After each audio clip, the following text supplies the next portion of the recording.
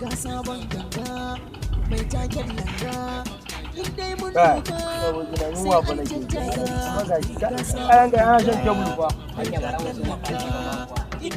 Allah wajina sai an cancaka. ina ga abin da za a yi. Ga sabon ganga mai taken Mutuwa. langa Mu je nan. inda mun duka sai an cancaka. Ga sabon ganga mai taken langa inda mun doka sai an caccaka.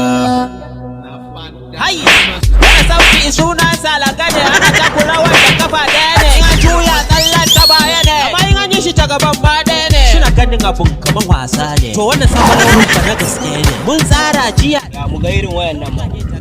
Ka ga mana.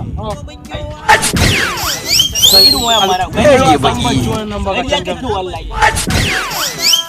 Mai caccaka inda mun doka sai an caccaka. Ga sabon ganga